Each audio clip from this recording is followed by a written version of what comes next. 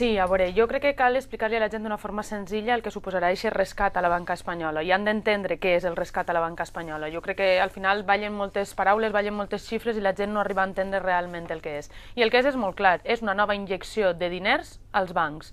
Una nova injecció de diners que van arribar a l'estat espanyol a través d'Europa i que van anar directament des de l'estat espanyol a les entitats financeres, al sistema financer, als bancs.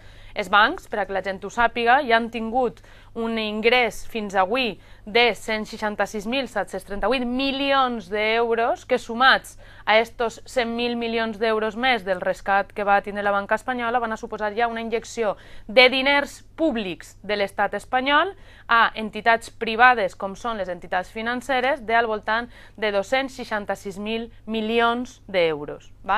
I això per què ho dic? Per a que la gent entenga. L'estat espanyol a finals del 2011 tenia un 68% de deute públic, que això significa despesa que genera l'educació, la sanitat, etc. Però tenia un 200% de deute privat.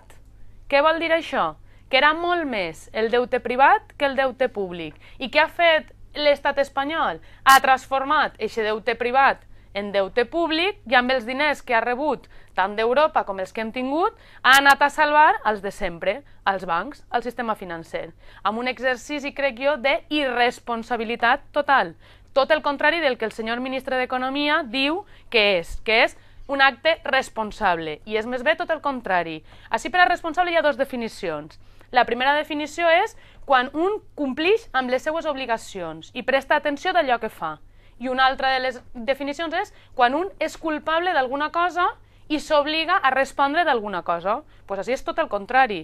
Primera, ningú respon de ninguna cosa perquè els que han creat el deute de les entitats financeres i dels bancs han cobrat indemnitzacions milionàries i se n'han anat al carrer i no passa res, no hi ha cap tipus de conseqüència, i per un altre costat són ells els qui ens han abocat a la resta de la ciutadania a tindre que patir retallades dels nostres serveis públics per a cobrir el deute privat que ells mateixos han generat. Per tant, això ha de quedar molt clar. El rescat a la banca espanyola és el convertir el deute privat que han ocasionat els de les entitats financeres que damunt han cobrat indemnitzacions milionàries i se n'han anat al carrer de rosita sense que passara res, i ara els ciutadans de peu ens veurem obligats a pagar més impostos, a tindre més reduccions en els nostres serveis públics per a aquesta gent pugui salvar el seu honor quan han sigut ells els que ens han creat a nosaltres aquest gran problema.